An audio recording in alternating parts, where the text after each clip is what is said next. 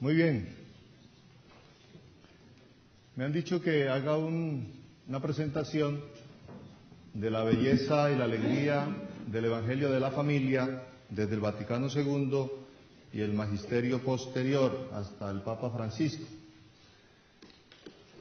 El Evangelio de la Familia abarca toda la historia de la salvación, desde su comienzo hasta su plenitud en Jesucristo, lo cual no es una cosa muy sencilla, ni muy corta además. Hemos tratado de hacer un intento de síntesis, de modo que nos ayude a nosotros un poco a ubicarnos en este tema. La primera parte estará orientada a mirar la familia en el plan de Dios, Creador y Salvador. Partimos de una consideración previa que nos ayuda a entender el Papa Benedicto XVI y que ayer en la presentación que se hizo sobre la visión de la familia desde el punto de vista filosófico nos ayuda a comprender también esto. Dice el Papa, matrimonio y familia no son en realidad una construcción sociológica casual, fruto de situaciones históricas y económicas particulares, como hoy se trata de hacer entender. Al contrario, la cuestión de la correcta relación entre el hombre y la mujer hunde sus raíces en la esencia más profunda del ser humano y solo a partir de ella puede encontrar su respuesta. Es decir, no se puede separar de la pregunta antigua y siempre nueva del hombre sobre sí mismo, ¿quién soy? ¿Qué es el hombre? Y de la pregunta a su vez, y esta pregunta a su vez no se puede separar del interrogante sobre Dios, ¿existe Dios? ¿Quién es Dios? ¿Cuál es verdaderamente su rostro? Es decir, la pregunta del hombre está ontológicamente inserta en la pregunta sobre Dios y la verdad de Dios como Dios de amor se expresa de manera muy profunda, de manera única en el ser del hombre. De modo que la cuestión del hombre se interpreta a la luz de la cuestión de Dios y la cuestión de Dios se explicita en la cuestión del hombre.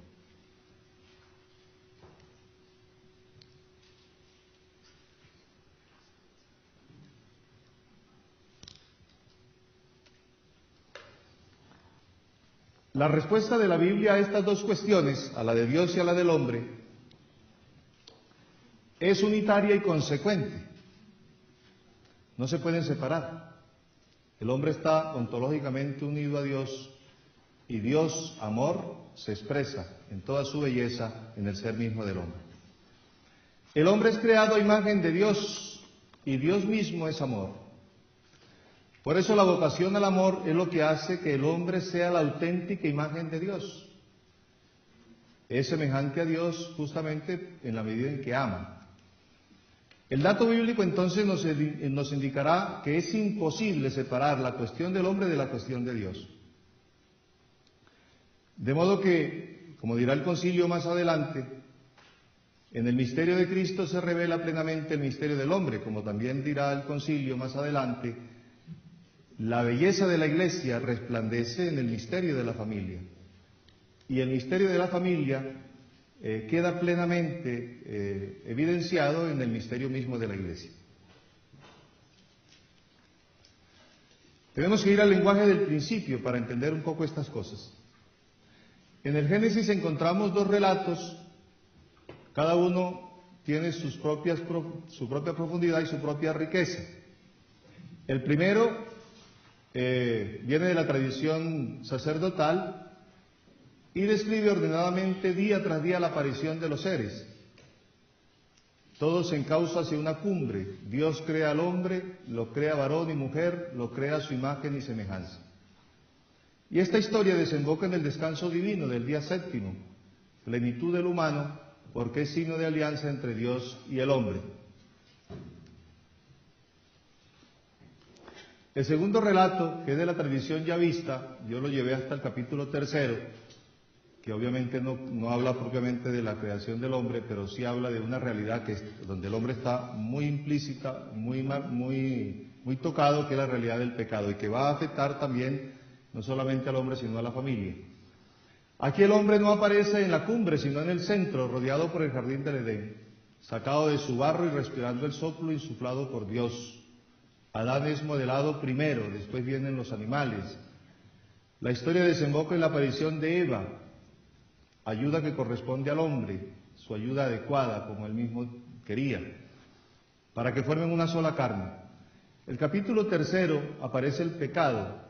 Esa es otra realidad que también hace parte de la verdad del hombre, lo dice el concilio en el capítulo 12, la Gaudium Spes, y por consiguiente del matrimonio y de la familia como su primera amenaza. La amenaza grave o la amenaza profunda de la familia justamente es el pecado. Sin entrar en detalles de los dos aspectos concretos de cada uno de los relatos anteriores, cuyo contenido aparece en el trabajo escrito, nos limitaremos ahora a señalar simplemente los aspectos importantes que emergen del dato bíblico y que son de interés para iluminar el proyecto o el plan de Dios sobre el matrimonio y la familia.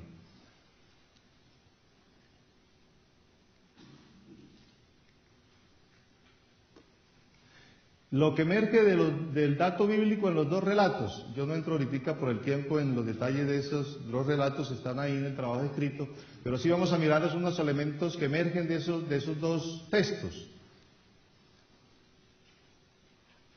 Imagen y semejanza de Dios.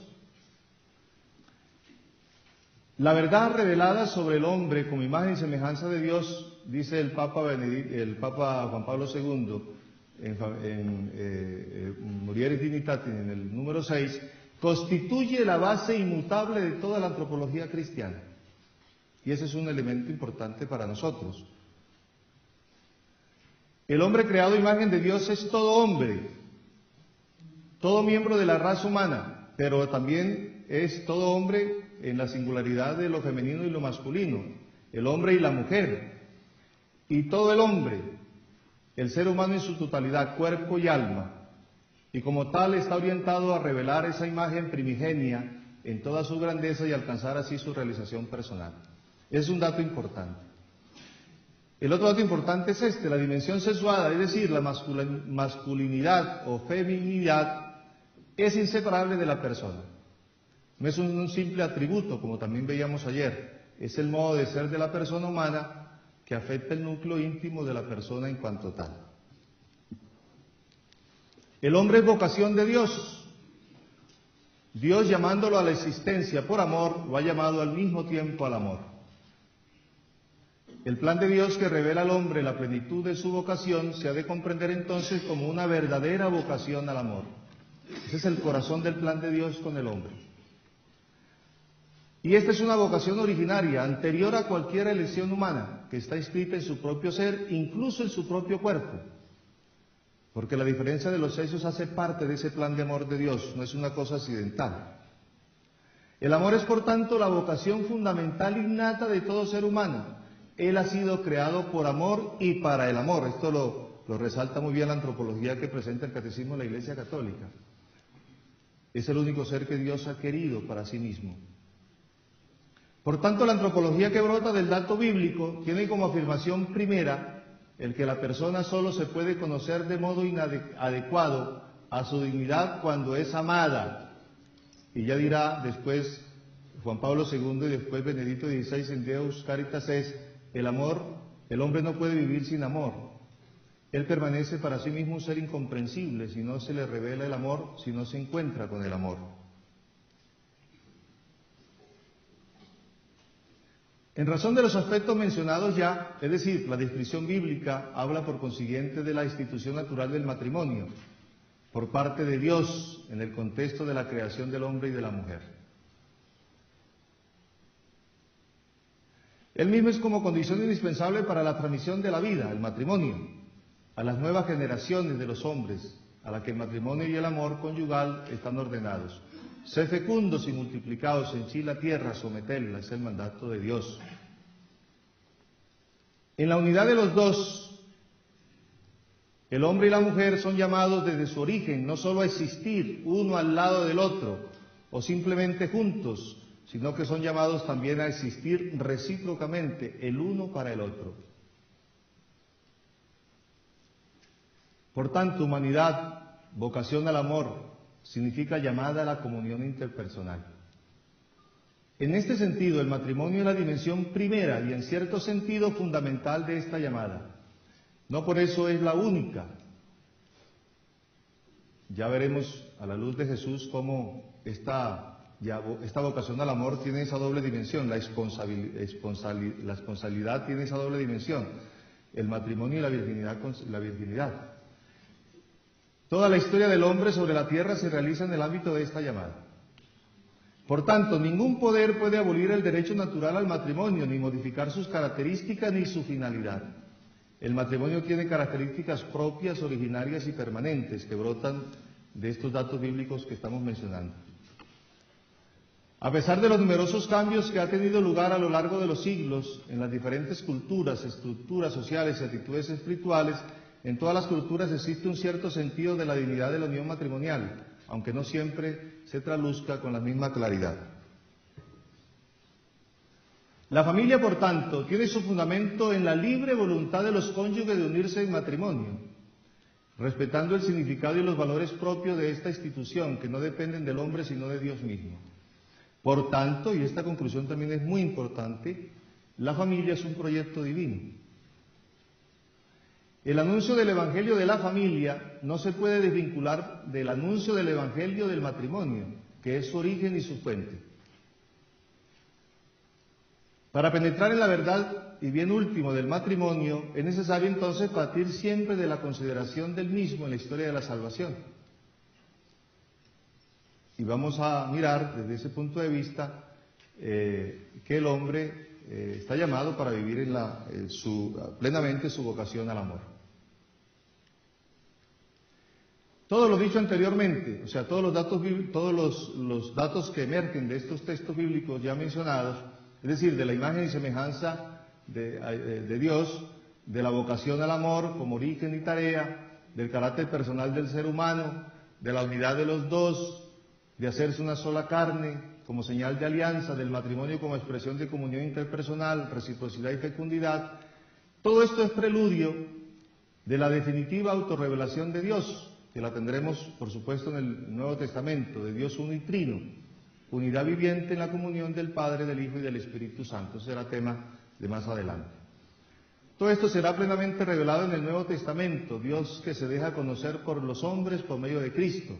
Es unidad en la Trinidad, es unidad en la comunión. El hombre y la mujer, creados como unidad de los dos en su común humanidad, están llamados a vivir una comunión de amor y de este modo reflejar en el mundo la comunión de amor que se da en Dios. Es la dimensión trinitaria del matrimonio y de la familia.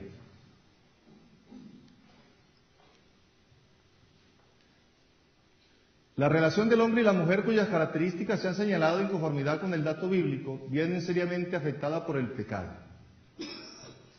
Y eso también hay que tenerlo en cuenta, digamos, a la luz de toda esta problemática que se está tratando hoy, de las rupturas, del divorcio, toda esta mentalidad en contra de la sacralidad del cuerpo. Muchas de ellas tienen origen allá. La misma fragmentación hoy de las relaciones, la incapacidad de donarse al otro, de amar, todo eso tiene su origen allá. El diálogo entre Eva y la serpiente devela el método de la tentación. No consiste esta en negar la existencia de Dios, sino en deformar su imagen. La invitación sobre todo es de desconfiar de la bondad originaria del Creador, rechazando su proyecto sobre el hombre, que es proyecto de amor. Ahí está el engaño fundamentalmente. El hombre piensa que se puede autorrealizar en sí mismo, en su propio egoísmo, y prescinde del proyecto de amor que Dios ha tenido siempre con él. Ese es el engaño. Se trata así de cortar amarras con el origen, con la paternidad divina y con el reconocimiento filial que el hombre le debe a Dios. La vida que ofrece la serpiente consiste en una posesión solitaria. La ciencia prometida es un saber que no quiere fiarse de nadie. En últimas, el pecado original consiste en una negación del origen. La pregunta es esta: ¿cómo afecta entonces esto el vínculo entre varón y mujer? Por la vocación al amor, vimos que la relación con el origen pasa por la situación concreta del hombre en su mundo y en su cuerpo. El hombre creado por Dios se relaciona con Dios en su mundo y en su cuerpo. Dios lo sitúa en un mundo concreto y se expresa con un cuerpo concreto. Y por la relación interpersonal trabada en la carne entre hombre y mujer, lo que significa que pasa necesariamente por el encuentro del hombre y la mujer. Y es eso lo que hace que la relación entre Adán y Eva se transforma cuando ambos rompen el nexo con el Creador, porque ese nexo está trabado en el cuerpo, en la naturaleza, y va a afectar entonces seriamente esa relación entre hombre y mujer. El pecado ante todo es un ataque a la relación originaria que les une, a Adán y Eva, a Dios. El individualismo no empieza con la separación entre ellos, sino por su separación mutua de Dios. Ahí comienza el individualismo y el egoísmo, en el engaño de introducir una forma distinta de comprender el amor, separado de su fuente y de su destino. Y ese es el engaño que hoy subsiste. Queremos separar la sexualidad del amor. Las relaciones se vuelven hostiles, aparece el egoísmo que solo busca la vida para sí. El texto expresa este trastorno de la relación conyugal a través de la vergüenza que Adán y Eva experimentan después del pecado. La situación ahora vivida como consecuencia del pecado, ¿cuál es? Afecta el modo humano de vivir el cuerpo. El cuerpo no media ya en la entrega mutua, sino que se vuelve opaco a la luz del amor, haciendo evidente la lógica contraria, es decir, el cuerpo era el vehículo, la comunicación de esa plenitud de relación entre los dos, ahora se vuelve simplemente contrario y pasa a ser simplemente una posesión, y considerado bajo esa perspectiva de la posesión y el usufructo, el dominio del cuerpo del otro, cuando antes era la manera como el otro encontraba su plenitud. El relato nos habla de la maldición del suelo, etcétera, etcétera, que no entro en detalles en eso.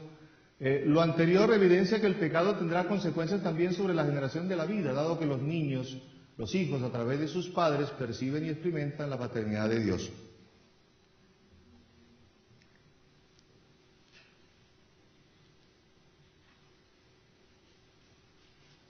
Vamos a encontrar una analogía entre el amor esponsal y el amor de Dios a su pueblo.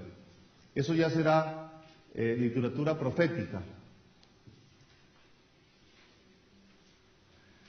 La comunión de amor entre Dios y los hombres, contenido fundamentalmente en la revelación y de la experiencia de fe de Israel, encuentra una significativa expresión en la alianza esponsal que se establece entre el hombre y la mujer.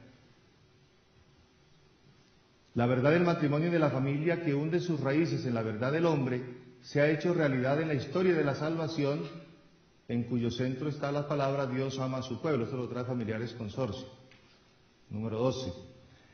En efecto, la revelación bíblica es ante todo expresión de una historia de amor, la historia de la alianza de Dios con los hombres.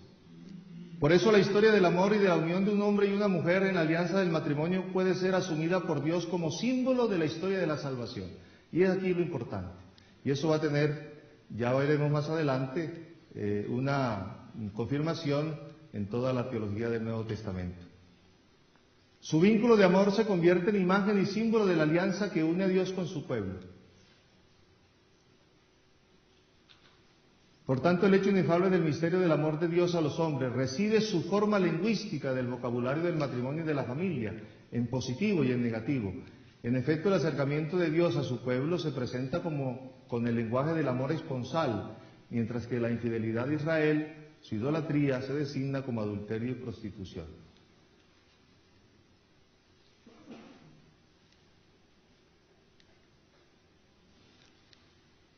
Los profetas traen figuras hermosísimas para expresar esa analogía entre el amor que Dios tiene por su pueblo y el amor que los marido y mujer deben darse recíprocamente.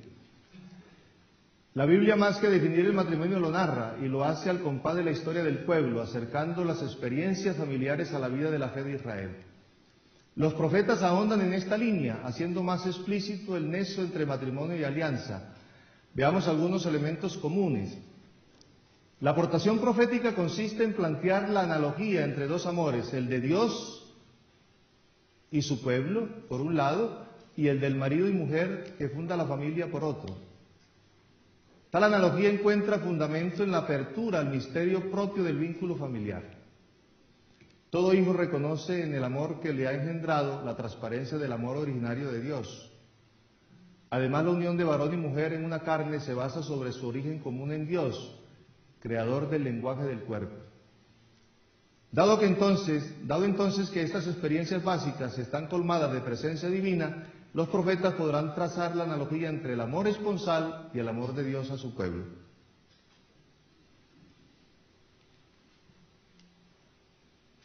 Esta analogía no solamente lanza rayos de luz sobre el proceder de Dios con su pueblo, sino que a la vez arroja luz sobre el amor humano. Es decir, se trata de un camino de ida y de vuelta. Desde el matrimonio se puede entender cómo obra Dios. Desde el modo en que obra Dios se entiende mejor el matrimonio. Tal camino de ida y de vuelta entre el amor de Dios y el amor humano se confirma si notamos que el profeta vive su enseñanza en carne propia, como el caso de Oseas. Él mismo se convierte el profeta a través de su cuerpo sexuado, de su afectividad, de su ser personal, movido por el Espíritu de Yahvé, en símbolo de la unión entre Dios y su pueblo, con todas las consecuencias que eso tiene, de infidelidad por parte del pueblo y de fidelidad por parte de Dios. Lo que se manifiesta ahora, por tanto, es una nueva cualidad del cuerpo para relacionarse con el misterio de Dios y revelar su designio. En resumen, los profetas componen la sinfonía nupcial en un nuevo tono. Ahora la mirada pasa directamente a la relación de Dios con Israel. Es decir, Él no solo inspira las relaciones familiares, Dios no solo se hace visible en ellas, sino que las vive en primera persona. Se toma tan en serio el amor conyugal que lo convierte en modo de narrarnos su propia historia de amor con el pueblo. Ya no es solo que Dios se manifiesta en el vínculo entre padres e hijos, esposo y esposa, sino que Él mismo es tanto Padre, origen primero del amor, como esposo, que pide la respuesta recíproca de su llamada, como lo veremos en este pasaje de Jesús en la boda de Caná. Ahí Él se presenta como esposo, que pide la respuesta recíproca a su llamada. Estas imágenes conservan un orden. Primero está la primacía de la paternidad de Dios. La alianza comienza con un acto suyo de amor frontal y no es mero pacto entre iguales. Siempre tendrá la primacía, esa gratuidad del amor de Dios. Yo no entro en detalles de la aportación de cada uno de los profetas en esa analogía que estoy señalando. Ahí están los textos de los profetas, por si acaso alguien quiere profundizar más en ellos. El otro texto importante es el del Cantar de los Cantares, que pertenece a los escritos sapiensales. También narra esta analogía esponsal de manera bella. Importancia reviste justamente el Cantar de los Cantares. La clave de lectura es observar que lo divino se manifiesta precisamente como corazón del humano. El amor entre un hombre y una mujer en sí mismo y en su concreción corpórea contiene el amor de Dios a los hombres y lo revela. Dios habla en el amor humano, se hace presente en él. Así aparecen dos líneas de interpretación muy concretas y complementarias. La primera contempla el amor humano en su apertura hacia Dios. El hombre ha sido creado por Dios y para Dios. Intrínsecamente tiene todas las condiciones para buscar a Dios. Dios ha puesto en el hombre el deseo de buscarlo. La segunda se adentra en el misterio divino a partir del amor humano. Es decir, solo porque el amor humano se abre desde su estructura, puesta también por Dios mismo en el hombre, se abre a la presencia de Dios, puede también servir de signo y de camino hacia el amor divino. Y viceversa, solo porque Dios desciende al amor humano, puede éste ser camino que lleve a lo alto, que se abra más allá de sí, y que tiene su culmen en los hijos, por supuesto, como fruto del amor conyugal de los esposos. Y en ese sentido el cantar es símbolo del amor entre Dios y su pueblo, y por lo mismo asocia a los cónyuges con la alianza entre Dios e Israel.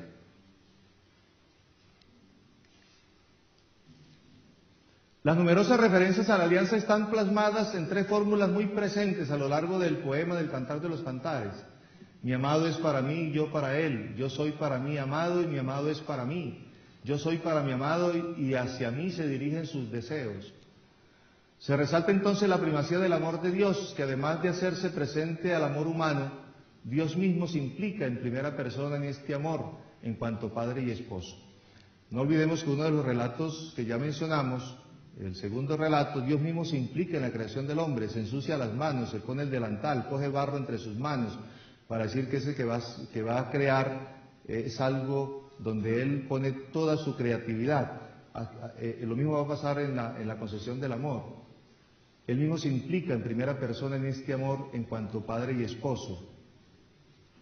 Sin embargo, es interesante al respecto que el cantar intuya una distinción entre el amor originario de Dios, su paternidad como fuente primera del amor, y la figura del esposo, que como ya vimos en la lectura de ahorita, se va a revelar plenamente en el Nuevo Testamento, donde se distinguirá perfectamente la figura del Padre Dios y la de Jesús como esposo, como se revela en este texto de la boda de Caná.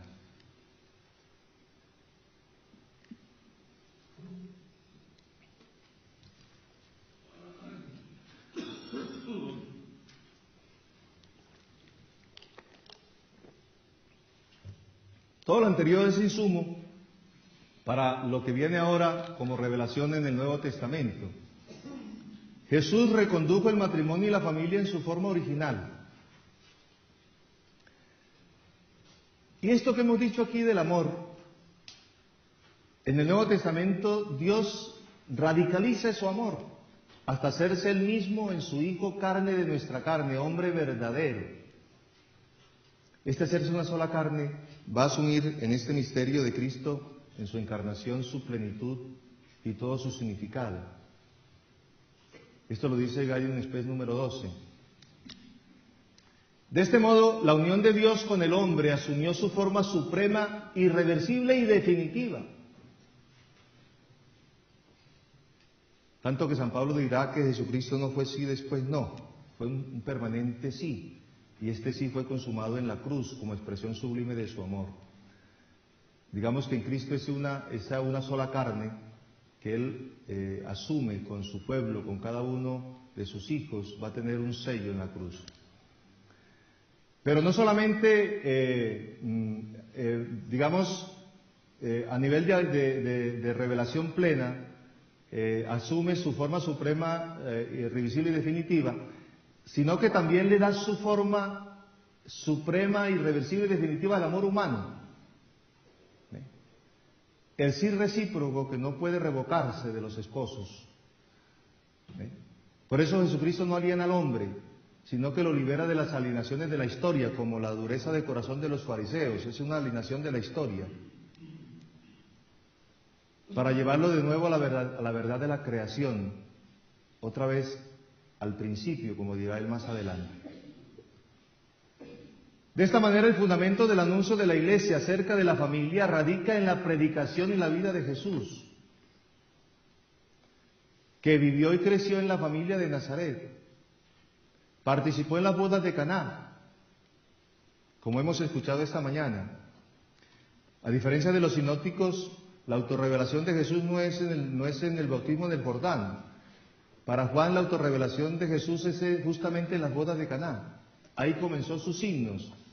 Y ahí se presenta a Él como el esposo, que viene a llevar a plenitud esta unión de Dios con su pueblo. Y al igual que el esposo que estaba haciendo el matrimonio reparte vino, ahora Jesús también reparte un vino, pero mejor que el primero, para significar esa dimensión plena de su revelación y de hacerse una sola carne con su iglesia, con su pueblo. Entonces ahí se presenta como esposo que se une a la esposa. Y en la cruz se entregó con amor hasta el final, y en su cuerpo resucitado estableció relaciones nuevas entre los hombres.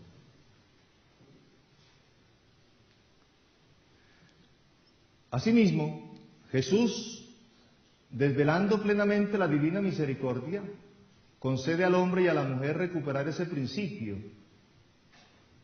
según el cual Dios los unió en una sola carne. Por tanto, con la gracia de Cristo, ellos, los esposos, serán capaces de amarse para siempre y con fidelidad, como Él lo va a demostrar en su vida personal. Ya lo vimos ayer, lo explicaba Monseñor Robertico en el texto que escuchamos ayer. La ley de Moisés había permitido el divorcio con determinadas condiciones. Y entonces le hacen la pregunta a Jesús ya conocida: ¿es posible divorciarse de la mujer por cualquier causa?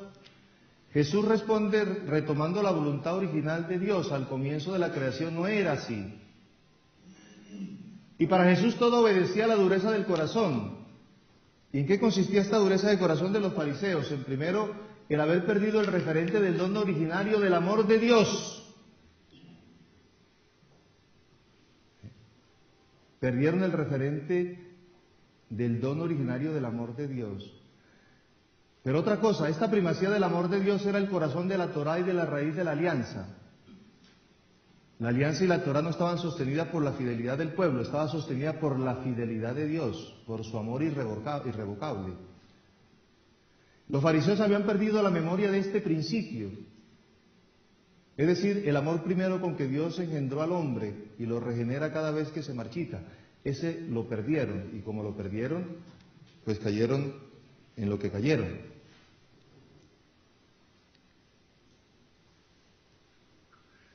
La respuesta de Jesús entonces remite al simbolismo ya conocido de la lectura profética y que miramos anteriormente, y sapiencial, entre el matrimonio y la alianza.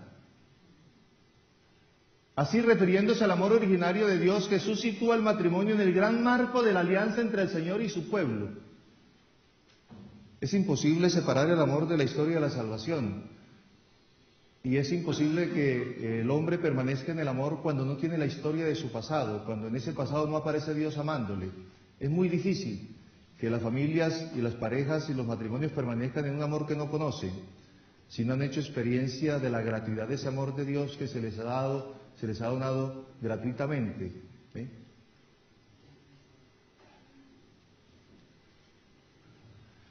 A pesar de todo, la primacía la tiene Dios con su amor fiel y misericordioso. Ese es un dato también muy importante, para no perder la paciencia con las situaciones que hoy estamos viviendo en la familia, con las heridas que tiene la familia hoy, con las heridas que tienen los esposos separados. Es muy importante tener en cuenta esto. La primacía la tiene Dios con su amor fiel y misericordioso.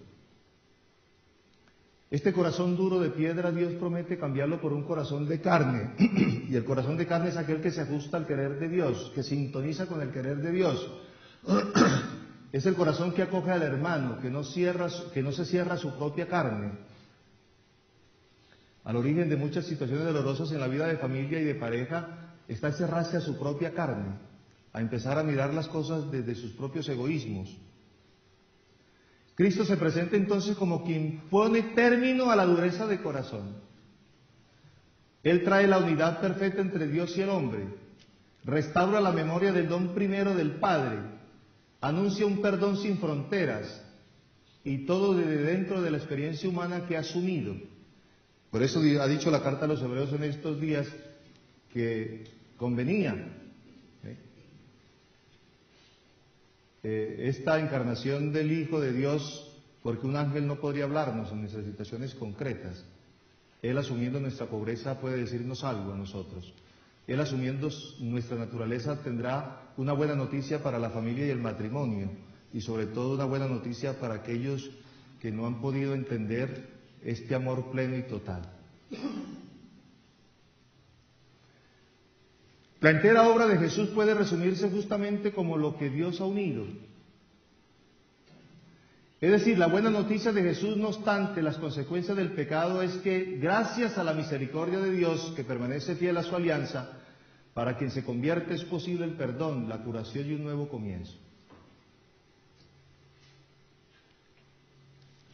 Vamos a mirar ahora cómo resplandece el amor conyugal a la luz del misterio de Cristo y de la Iglesia. Porque lo que está dicho de Dios con respecto a su pueblo, lo dirá también Jesús con respecto a su Iglesia. Jesús, al asumir el amor humano, también lo perfeccionó, dándole al hombre y a la mujer un nuevo modo de amarse. O sea, la encarnación no solamente levanta al hombre, sino que le da un plus, algo de más le da a esta naturaleza propia nuestra. no solamente se entiende como la restauración del hombre de su pecado, no, es una renovación interior, también ontológica. Entonces Jesús le da a la mujer, al hombre y a la mujer un nuevo modo de amarse, que tiene su fundamento en la irrevocable fidelidad de Dios. Se pueden amar así, porque yo les he amado así. De modo que la cruz será la dimensión más extrema de este amor que se deben dar los esposos entre sí. Desde esta perspectiva, la carta a los Efesios identifica en el amor nupcial entre el hombre y la mujer el gran misterio que hace presente en el mundo el amor entre Cristo y la Iglesia. Ellos poseen el carisma de edificar la Iglesia con su amor esponsal y con la tarea de la procreación y educación de los hijos. Eso también lo dirá Familiares Consorcio y lo dirá también el Concilio. Unidos por un vínculo sacramental indisoluble, los esposos viven la belleza del amor, de la paternidad, de la maternidad y de la dignidad de participar así en la obra creadora de Dios. Esto lo dice el instrumento Laboris, que se usó para la tercera asamblea extraordinaria del Sínodo, en el número 2.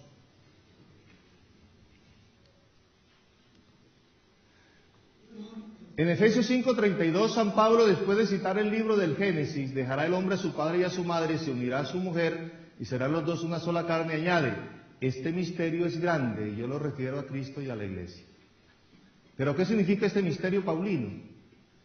El misterio que es el plan escondido de Dios, y ahora revelado en la plenitud de los tiempos, dirá San Pablo, se ha manifestado en la vida de Jesús, en el modo en que Él recapitula todo para Dios, para su Padre. Por eso el misterio constituye el centro del Evangelio, hasta identificarse con el mismo Cristo. Ahora bien, la obra de Cristo se ha realizado en la unidad con su Iglesia, que es su cuerpo, y de Él, que Él es cabeza, y del que Él es cabeza. De ahí que el misterio sea también el de los judíos y gentiles, hecho uno solo en el cuerpo eclesial, y esto es importante para mirar entonces la importancia de la familia con relación a la Iglesia y de la Iglesia con relación a la familia, y de las relaciones que se deben dar al interior de la Iglesia y las relaciones que se deben dar al interior de la familia.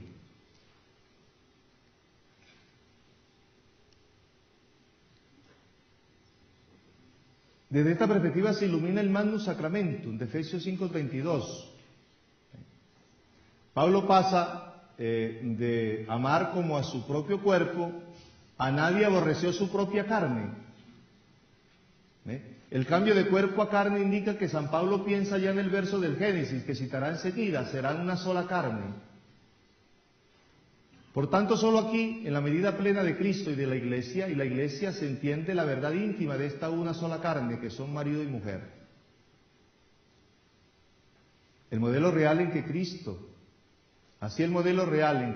en el amor se hace presente a su Iglesia, y el modo como la Iglesia, formada de muchos, se unifica en el amor de Jesús, confirman que la una sola carne del Génesis no es una metáfora, una hiperbólica metáfora, no es un cuento. Esto se concretiza en esta unidad que existe entre Cristo y su Iglesia. Por el contrario, es lo que hace posible esta existencia relacional, en que el yo se ensancha para incluir al otro, haciendo posible la nueva síntesis de los cónyuges en un nosotros común. En síntesis, Jesús, que reconcilió en sí todas las cosas, recondujo el matrimonio y la familia a su forma original. La familia y el matrimonio fueron redimidos por Cristo, restaurados a imagen de la Santísima Trinidad, misterio del que todo amor verdadero dimana.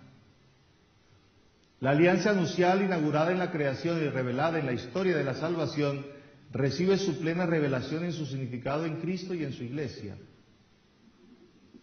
De Cristo, a través de la Iglesia, el matrimonio y la familia reciben la gracia necesaria para testimoniar el amor de Dios y vivir la vida de comunión. El Evangelio de la familia atraviesa la historia del mundo, como ya dije al comienzo, desde la creación del hombre a imagen y semejanza de Dios hasta la culminación del misterio de la alianza en Cristo. Desde el matrimonio y la familia, entonces, podemos comprender qué es la Iglesia. Por otra parte, acercarse al misterio de la Iglesia ilumina hondamente la vocación conyugal en todas sus dimensiones. Los esposos no edifican un hogar cerrado, por el contrario, dado que su gracia es gracia eclesial, proveniente del amor que constituye la Iglesia, están animados por su misma dinámica de comunión y de misión, que anima a la Iglesia, todo el cuerpo de la Iglesia. Su amor viene de Dios y está llamado a abrirse a todos los hombres, generando vida y relaciones. Se entiende así, por fin, que la célula más pequeña de la Iglesia no es el sujeto aislado, sino la célula comunional del matrimonio y la familia. Eso lo dirá el concilio más adelante también. La Iglesia no es comunión de individuos, sino comunión de comuniones, cuerpo que crece a partir de una cara, de un hombre y una mujer. Por eso en la celebración del matrimonio no solo se genera una familia, sino que también se genera iglesia, que visibiliza la familia. La familia resulta así sujeto de evangelización, de modo que el amor mismo se vuelve misionero.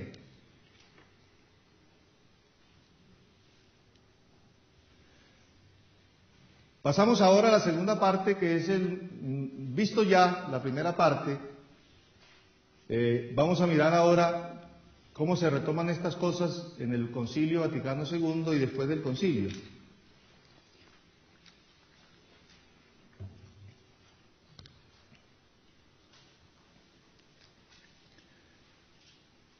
Las discusiones sobre el matrimonio y la familia en el Concilio Vaticano II se encuentran principalmente en Gaudium et Spes 4752 y Lumen Gentium 11.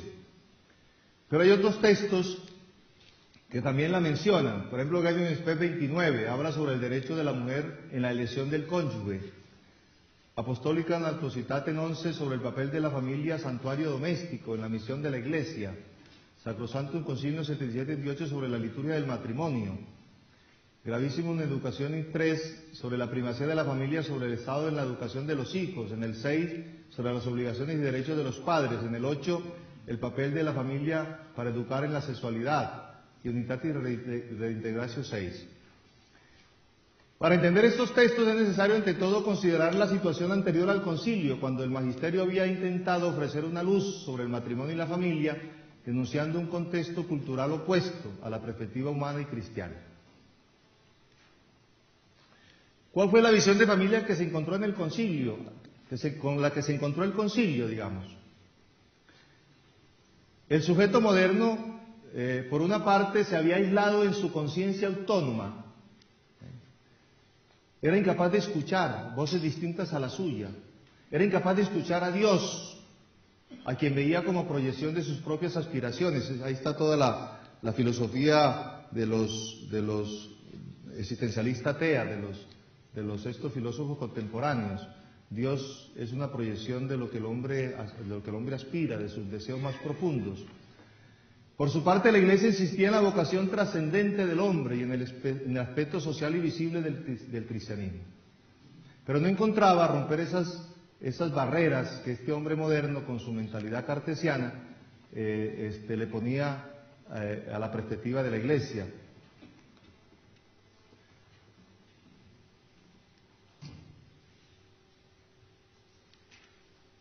En ese contexto, entonces, la visión moderna de la familia se presentaba con los siguientes rasgos.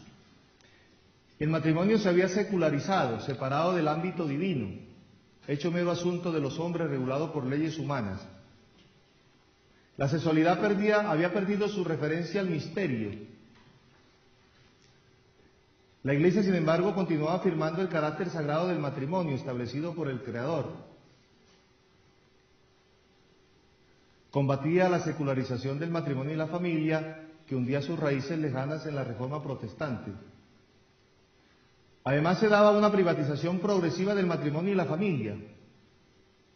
El individualismo moderno no gustaba de apreciar la construcción de la familia al bien común, la contribución de la familia al bien común. La familia era reducida solamente allá a aspectos meramente afectivos, la educación de los hijos, la educación el proteger los hijos, cuidarlos. Nace así la familia burguesa. La Iglesia, por su parte, insistía en su relevancia social de la misma como fuente de las relaciones esenciales que constituyen a la persona.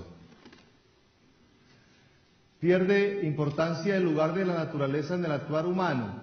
Esto hizo más difícil adoptar la argumentación tradicional que mostraban las propiedades del matrimonio a partir de las leyes naturales. Nosotros sabemos que las propiedades del matrimonio hunden sus raíces en la naturaleza. El amor por sí mismo es fecundo. El amor por sí mismo tiende a donarse, pero al mismo tiempo recibir afecto y amor.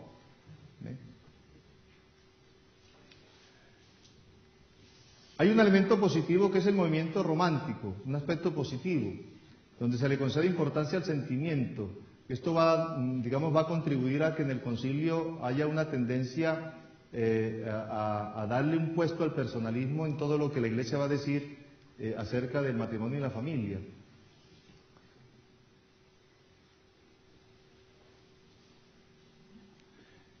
En ese contexto, en 1930, Pío XII publicó la encíclica sobre el matrimonio Casti Connubii, donde se refleja ya una instancia personalista y se integran algunas de las insistencias ya comentadas, es decir, los puntos esenciales para una visión equilibrada del matrimonio: referencia a lo sagrado, valía social, integración en la naturaleza, centralidad del amor, procreación y educación de los hijos, que eso lo va a retomar después el Concilio Vaticano II. Quedaban aún aspectos por desarrollar e integrar y encontrar un lenguaje más cercano a la perspectiva moderna. A estos desafíos responderá el Concilio Vaticano II y el magisterio posterior. El tema central del concilio fue el encuentro entre la Iglesia y el mundo contemporáneo. Se buscaba rehacer un diálogo que desde la Ilustración había recogido pocos frutos, estaba roto. Y el matrimonio y la familia ofrecerán ese espacio idóneo para ese diálogo que pretendía el concilio, que estaba buscando afanosamente con este hombre ya con otra mentalidad.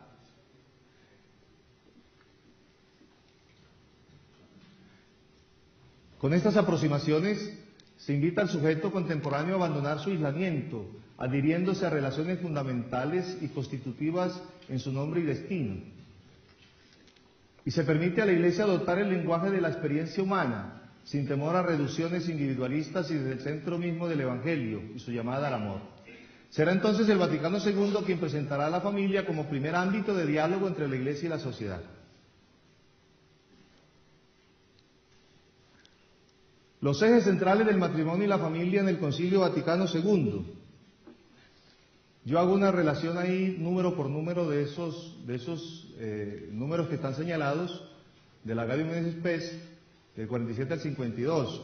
No sé si el tiempo dará para revisarlo, pero podemos pasar a unas conclusiones ya más generales de los aportes del concilio en este tema concreto del matrimonio y la familia. El número 47...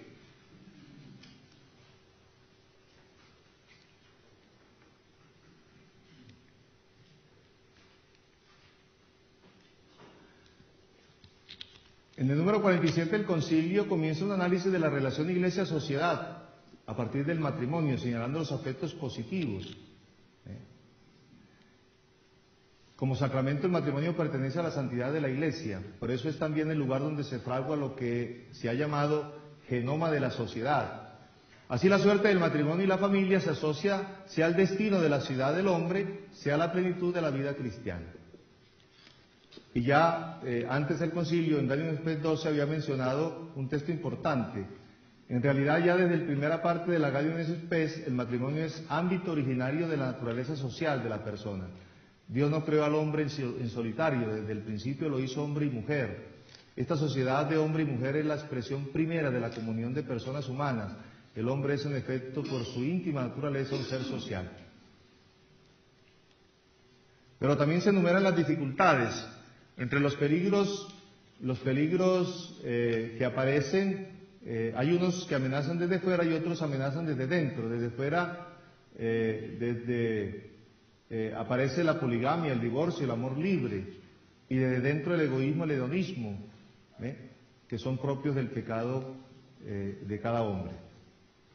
Y después el número 47 concluye con las dificultades sociales, las condiciones económicas, sociopsicológicas y civiles que originan graves perturbaciones a las familias. El número 48 es particularmente interesante. El matrimonio se presenta como camino de plenitud humana y santidad cristiana. El concilio asume que una perspectiva personalista del amor, que define el matrimonio como íntima comunidad de vida y de amor, con los que los cónyuges se entregan y aceptan mutuamente. El concilio confirma que la comunidad conyugal de vida y amor tiene un carácter sagrado. Dios actúa instituyendo el matrimonio, sus leyes y su naturaleza. Varón y mujer actúan por su parte por el consentimiento irrevocable de la elección y donación humana, de la donación mutua. El lenguaje personalista emerge con claridad a la hora de describir ambos momentos. El matrimonio como comunidad de amor nace de un don de sí, del acto humano con que los esposos se dan y se reciben mutuamente. Y Gaius Spes arroja, de acuerdo con una antropología del don, en el número 24, una mirada relacional sobre la persona, que solo es ella misma en cuanto es sostenida por otros y aprende a vivir para otros. Se presentan las propiedades del matrimonio, la unidad y la indisolubilidad. Se dice además que éstas derivan de su misma índole natural. Así, a partir de la naturaleza humana se puede mostrar por qué han de excluirse poligamia y divorcio. El amor es indiviso, el amor no resiste la separación en el tiempo. Nadie se casa para que lo quieran un mes o una semana. El amor es eterno. Y por eso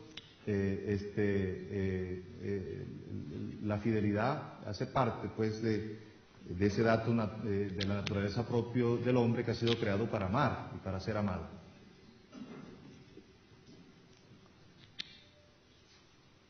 El punto de vista adoptado entonces ahora es el punto de vista del amor, es decir, la dinámica misma del amor como mutua entrega abierta a la vida lleva implícitas las propiedades del matrimonio en fidelidad y unidad. La segunda parte de Gaius Spes 48 habla del sacramento en cuanto instituido por Cristo.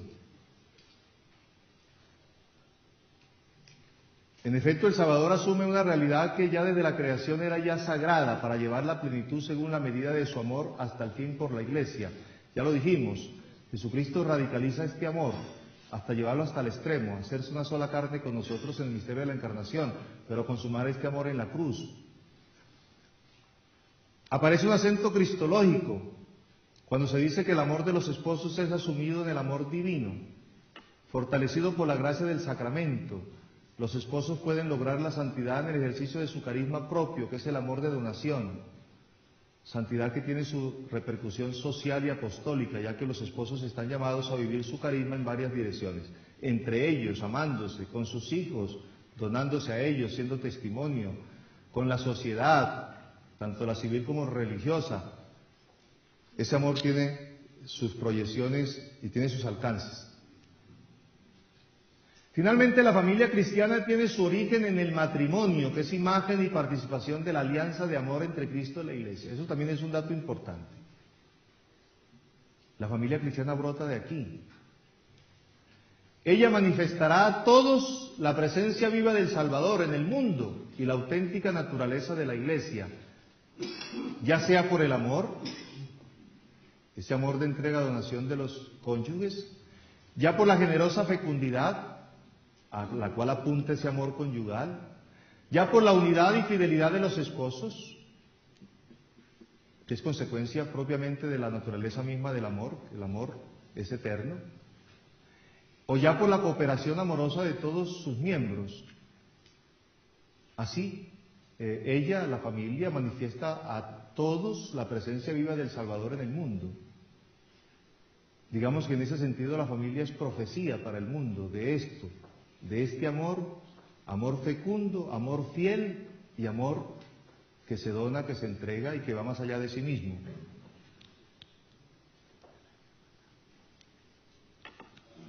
En el número 49 habla del amor conyugal,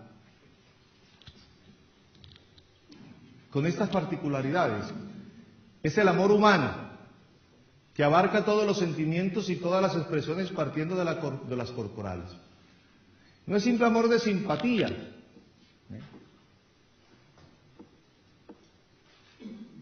Es el amor que nace de lo profundo del corazón y se dirige de persona a persona. Pero hay una cosa aquí importante, es un amor que ha sido redimido por Jesucristo. Y esto es importante tenerlo presente. Y se ha insertado en la corriente de caridad que transcurre entre Cristo y su iglesia. Es el amor de donación como Cristo ama a su iglesia, hasta entregar su vida por ella. O como dirá San Pablo, hay que amar a la esposa como Cristo ama a su iglesia, que la embellece, que la lava, que la hace hermosa. Un amor que en la gracia del sacramento recibe un elemento que lo cualifica como símbolo y expresión del eterno amor de Dios al hombre y de Cristo a la iglesia. Por eso reciben una gracia especial los esposos, para vivir ese amor, para transparentar ese amor.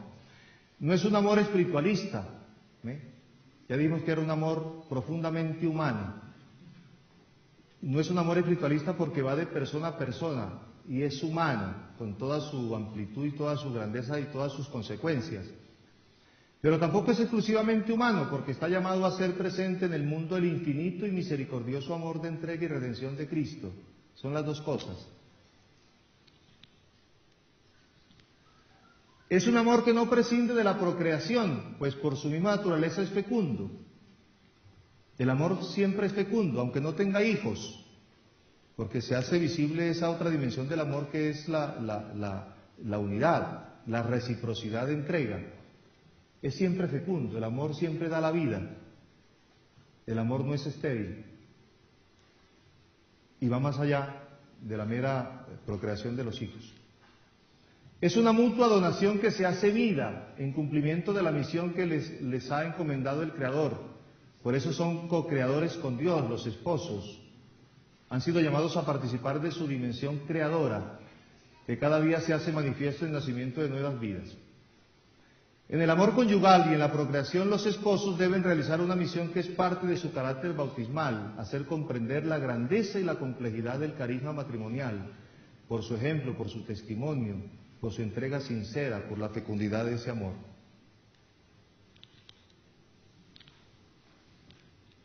Los números 50 y 51 habla del amor conyugal que se hace fecundo y se debe compaginar con el respeto a la vida humana. El amor conyugal, dirá el 50, está orientado o está ordenado por su propia naturaleza a la procreación y educación de la prole. Como ya dijimos, el matrimonio vivido en el auténtico amor conyugal es naturalmente fecundo. La procreación y educación de los hijos no son cosas extrínsecas al matrimonio y al amor conyugal, sino que constituyen su tensión interior, la plenitud de su significado.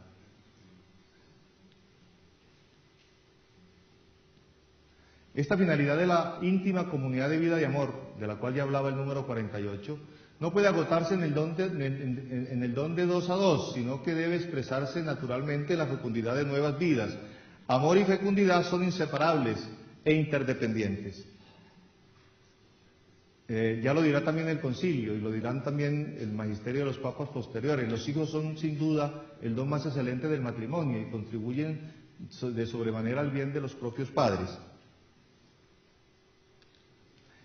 El cumplimiento de esta misión procreativa exige una gran responsabilidad de los esposos delante de Dios, pues Él los ha hecho fieles intérpretes de su voluntad, que es puro amor y donación. Además han puesto sobre ellos la gran responsabilidad de propagar el género humano, de velar por la sobrevivencia de la especie, responsabilidad social. La respuesta a este compromiso ha de ser racional y no instintiva. No pueden proceder a su arbitrio. Deben actuar conforme a la ley divina y dócil a la interpretación que esa ley, de que esa ley hace el magisterio, que es la que interpreta bien el querer de Dios. Y debe tener en cuenta el bien propio y el bien de los hijos ya nacidos, de los hijos por nacer, el bien de la comunidad familiar, el bien de la sociedad y el bien de toda la iglesia. Se les pide a ellos generosidad, a este querer de Dios que pasa por su naturaleza, por su cuerpo. Y por eso tienen que ser fortalecidos por esa gracia que brota del sacramento mismo. Y por eso el concilio hace mención especial de aquellos padres que en su amor y libertad aceptan con generosidad una prole incluso numerosa para educarla dignamente. Finalmente se recuerdan los dos fines del matrimonio, la procreación y el amor mutuo de los esposos, que debe manifestarse, progresar y madurar según un orden recto. Por eso, aunque falte la prole, el matrimonio sigue existiendo y conservando su valor indisoluble.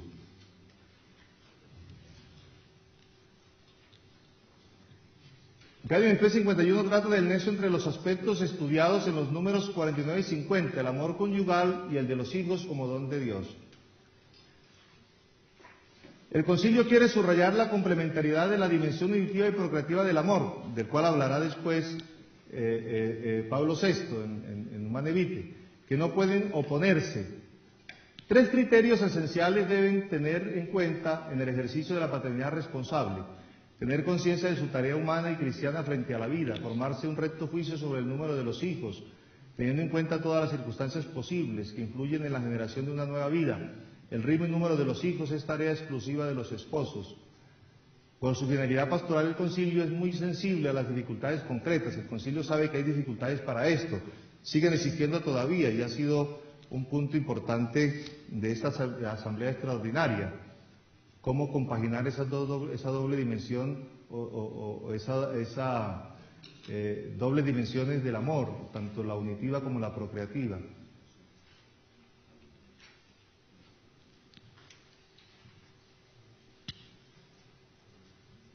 El concilio reconoce la dimensión dramática del problema.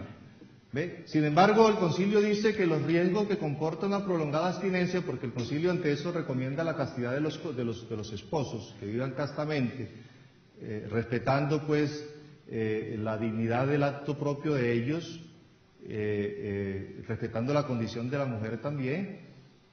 Sin embargo, sabe los riesgos que comporta una prolongada abstinencia en orden a la fidelidad y estabilidad de la vida familiar, pero a la vez llama la atención para que no se tomen soluciones desesperadas e inmorales, que es lo que va a suceder, lo va a decir después, con todas estas formas inadecuadas de regular la natalidad o de la antinatalidad, o usando medios que no son medios artificiales que van en contra pues de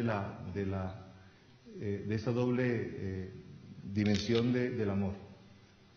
No puede haber contradicción verdadera entre las leyes divinas, y ayer se dijo bien esto en la intervención de Monseñor Castro, no puede haber contradicción verdadera entre las leyes divinas de la transmisión de la vida y el fomento del genuino amor conyugal.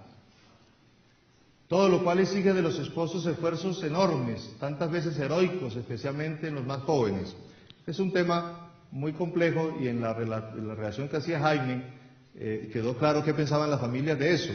Casi todo el mundo piensa que es imposible cumplir con las exigencias de la Iglesia en esta dimensión. Fue lo que apareció en la encuesta en términos generales.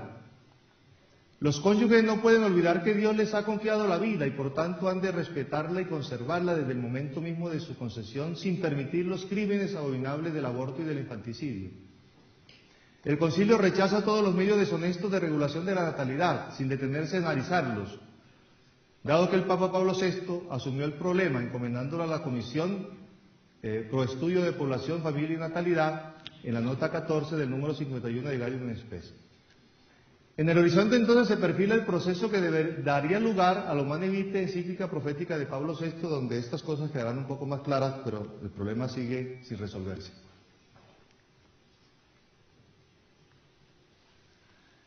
El número 52 define a la familia como escuela del más rico humanismo y fundamento de la sociedad. Para cumplir ese cometido se requiere un clima de benévola comunicación y unión de propósitos entre los cónyuges y una cuidadosa cooperación de los padres en la educación de los hijos.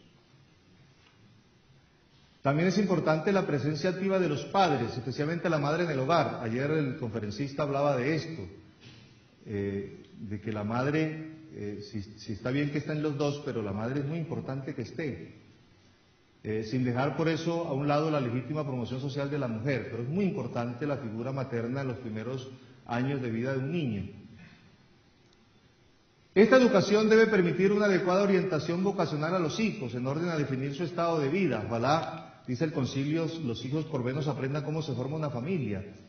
Y ojalá de esa familia salgan también vocaciones, que haya una verdadera orientación vocacional, que los hijos sepan para dónde llevan la vida.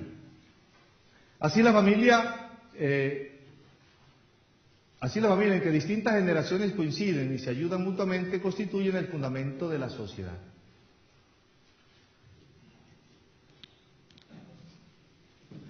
Por eso el concilio dice que todo mundo debe contribuir para que la familia sea lo que ella tiene que ser. Todos los que influyen en las comunidades, grupos sociales, deben contribuir eficazmente al progreso del matrimonio y de la familia. Cada quien debe aportar lo propio.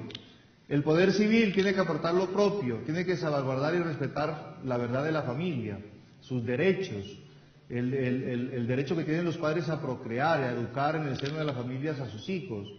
Debe proteger con legislaciones adecuadas sus diversas instituciones y ayudar de forma suficiente a aquellos que desgraciadamente carecen del bien de una familia propia. O sea, el poder civil tiene sus responsabilidades, los cristianos también, que no lo vamos a señalar aquí ahora. Los científicos, los sacerdotes, las diversas obras y asociaciones familiares, los propios cónyuges.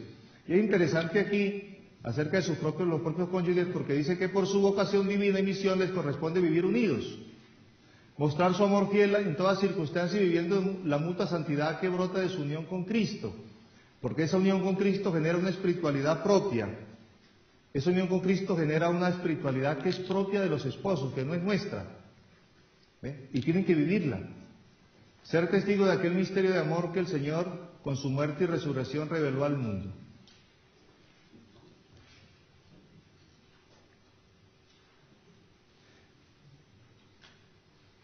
Sin embargo, en la sombra queda el aspecto complementario. También la familia inspira y anima la vida social. O sea, no es que la vida social tiene unas responsabilidades con la familia, no. La familia también le aporta a la vida social. Ella no es solo objeto de cuidado, sino también sujeto vivo para edificar la ciudad. Tocará la exhortación apostolal Familiares Consorcio de Juan Pablo II y a la encíclica Caritas in Veritate de Benedicto XVI exponer más claramente este punto. Igualmente, tras el concilio quedará pendiente la pregunta de cómo explicar la jerarquía de los fines del matrimonio. ¿Cuál prevalece más? Loman Evite, empleando un símil lingüístico, hablará de dos significados, unitivo y procreativo del amor, en Loman Evite 12. Bueno, el tiempo se me acabó. Voy a pasar rápidamente que viene después. Lumen Gentium 11 habla de la familia como iglesia doméstica.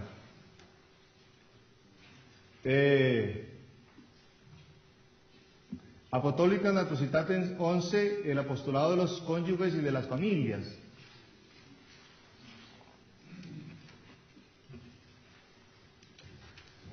Después la herencia del Vaticano II, que nos dejó el Concilio Vaticano II como insumo para el magisterio posterior.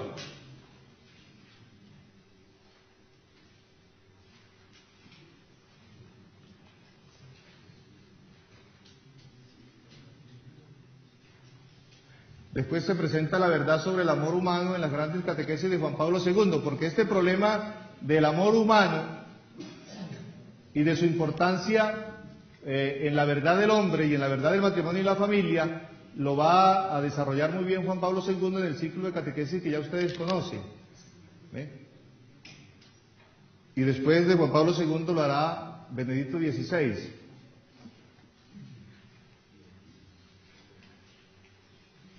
Después la verdad y la belleza del amor conyugal, ya en el magisterio de Juan Pablo II, de Benedicto XVI y del Papa Francisco, asumiendo lo que había dicho Gaudium et Spes 48 acerca del amor conyugal, que dedicó todo ese número al amor conyugal.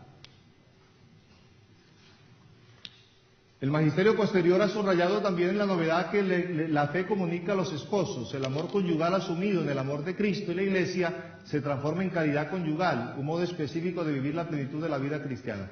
En este contexto que se subraya la acción del Espíritu Santo. O sea, el amor conyugal los esposos lo pueden vivir porque está sostenido por amor de Dios, está infundido, digamos así, de la presencia del Espíritu Santo. En tal sentido, toda esta realidad que aquí insinuada se retoma en la segunda parte de Familiares Consorcio del 11 al 16 y en Mulieris Dignitatis 6 y 8, donde se habla del plan divino sobre el matrimonio y la familia, y se enlaza este plan con la encarnación del Hijo de Dios y su amor por la Iglesia hasta la cruz, que conduce a plenitud del amor originario entre hombre y mujer. Y en la misma perspectiva, también Juan Pablo II, en la Carta a las Familias, Gratisi Manzani, también habla exactamente de lo mismo.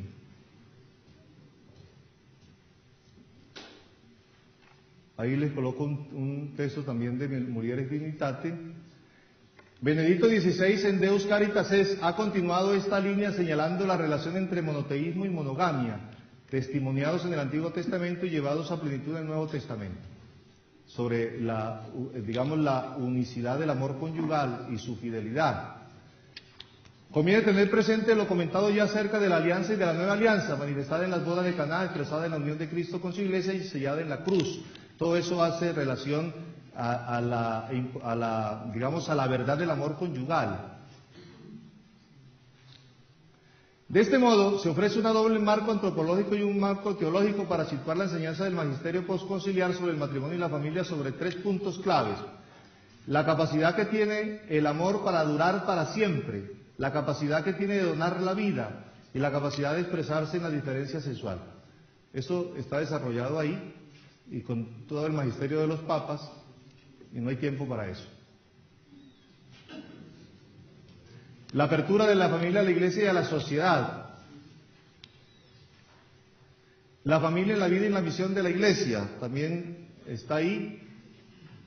La vocación social del matrimonio y la familia.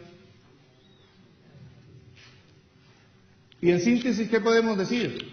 Que la enseñanza del magisterio sobre la familia ha sido capaz de responder a las dificultades del hombre moderno, y surgen otras, no solo oponiéndose a los errores contemporáneos, sino sobre todo ofreciendo un camino nuevo al pensamiento antropológico para el servicio de la edificación de la cultura. En la profundización de la doctrina tradicional ha iluminado la condición humana haciendo un servicio a la tradición de la fe. Es un magisterio de luz para el hombre de hoy, es un magisterio que muestra a la familia como el lugar donde se genera la persona, la sociedad, en conexión estrecha con el anuncio cristiano. Hay una síntesis de los procesos que generó el Vaticano II, comenzando por Romane Vitae, siguiendo con Familiares Consorcio, siguiendo con el tema sobre el amor humano de la Congregación para la Educación Católica, siguiendo con Juan Pablo II, con el Catecismo de la Iglesia Católica, con el Año Internacional de la Familia, con el Magisterio de Benedicto XVI, después con el Papa Francisco, hasta llegar pues a los 2 últimos sínodos, a las 2 últimas asambleas sinodales, la extraordinaria y la ordinaria.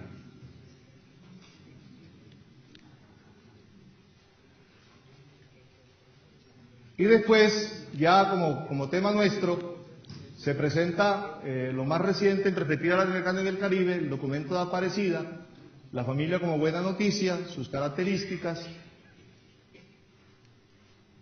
y el Congreso Latinoamericano de Pastoral Familiar, realizado en Panamá en octubre del 2014. Eso es. Muchas gracias.